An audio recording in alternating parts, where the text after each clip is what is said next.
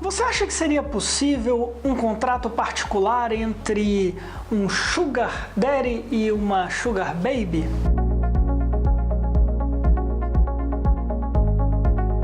Para falar sobre esse e outros assuntos, dos relacionamentos modernos e seus impactos jurídicos, convidamos o Dr. Flávio Grutti, que já esteve aqui no canal e é um especialista em direito de família, para tratar um pouquinho sobre essa questão tão pertinente. Dr. Flávio, fala pra gente um pouquinho sobre os novos relacionamentos e os seus impactos no direito civil, com foco nessa questão do Sugar Daddy e Sugar Baby e a sua relação contratual? Excelente pergunta, assunto atual que está em voga. Realmente está muito difícil de se relacionar. Nós não sabemos se é um namoro simples, complexo, se é uma união estável. Às vezes o homem pensa que está namorando, a mulher pensa que está em união estável e vice-versa.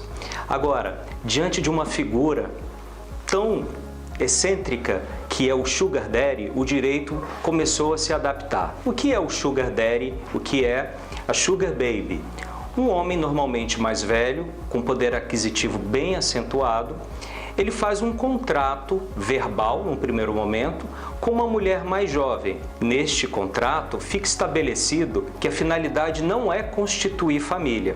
Porque, veja, se você mantiver com alguém uma união pública, contínua e duradoura com a finalidade de constituir família, você caracterizará uma união estável. Lembrando que uma união pública é aquela que não é clandestina, que não é às escondidas, na qual o casal se apresenta na sociedade como se fosse marido e mulher. Agora, a questão contínua e duradoura. Hoje em dia, tempo de relacionamento não é fundamental para a caracterização de uma união estável. Isso existia apenas sob a égide da Lei 8971 de 94. A partir de 96, basta que tenha um tempo considerável, que pode ser de 6 meses, 3 meses, 1 ano, 10 anos, não importa. E que não tenhamos rupturas consideráveis, ou seja, pequenos hiatos, aquelas brigas que um sai de casa e depois volta, aquele que sai de casa, mas com a intenção de voltar, isso não descaracteriza a união estável. E o principal requisito é a finalidade de constituir família, que é um conceito aberto, bem abstrato, bem subjetivo. É aí que entra o contrato de Sugar Daddy. Como eu havia explicado, um homem mais velho, um homem com poder aquisitivo acentuado, que por algum motivo não encontra mais a satisfação emocional e sexual no seu casamento propriamente dito, ele conhece essa pessoa e, numa relação sem nenhuma finalidade de constituir família, apenas de trocar benefícios. Por exemplo, de um lado eu vou ter sexo, carinho e eu vou ter uma companhia para viajar com os meus amigos e expor uma mulher mais nova. Sim, é o mundo real, assim que funciona. Existem plataformas especializadas nisso. De outro lado, vai ter aquela mulher que de repente precisa custear os seus estudos, que quer ganhar um carro, que quer ganhar uma televisão, que quer ganhar uma geladeira. Então vai haver ali uma bilateralidade, uma característica até dos contratos comutativos. Hoje o direito das famílias está cada vez mais contratualizado. Então, se as partes têm a maturidade suficiente para fazer um contrato de Sugar Daddy e de Baby Daddy, significa que nenhum dos dois, após o fim desse contrato ou após a ruptura desse contrato, poderá requerer ao outro uma pensão alimentícia.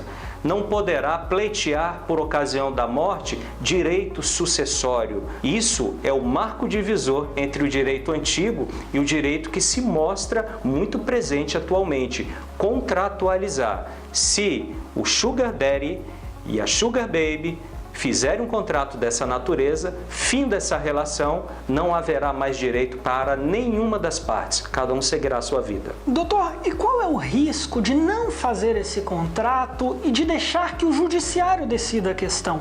Para fazerem jus aos direitos à partilha, direitos sucessórios, sempre é interessante que se tenha um contrato. Agora, a união estável você pode vivê-la tendo um contrato ou não. É o que nós chamamos de contrato de convivência.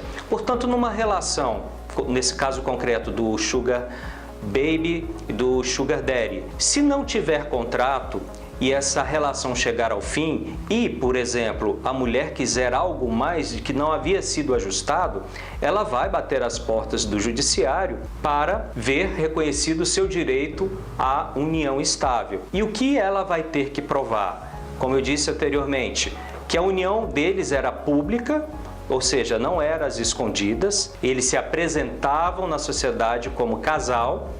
É uma prova muito difícil, porque normalmente o Sugar Daddy, ele toma algumas precauções. Normalmente aquele homem mais velho que aluga um apartamento distante da sua casa para ter encontros escondidos e sazonais, isso não caracteriza publicidade.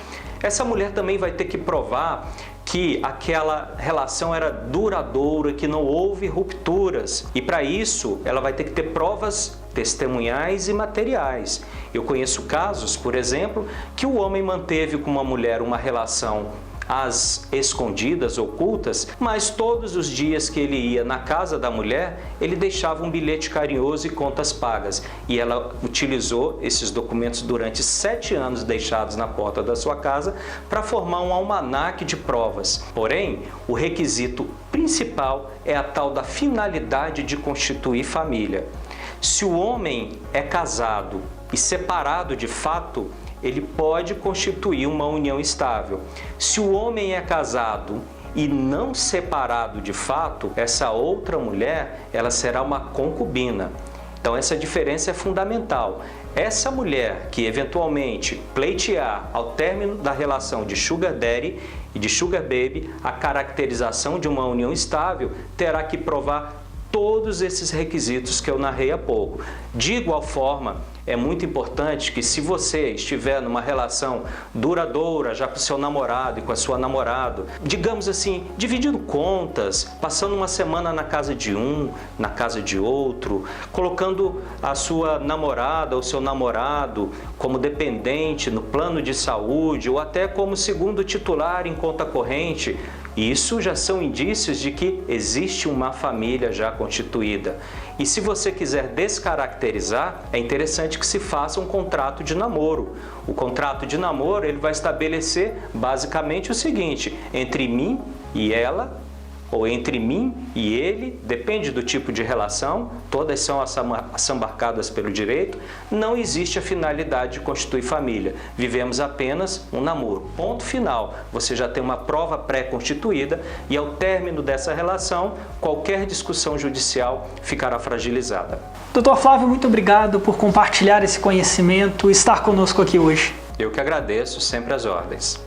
E você, o que pensa desse tipo de contrato e dos impactos jurídicos dessa relação? Deixe aqui seu comentário, se inscreva no nosso canal e participe desse trabalho que estamos construindo.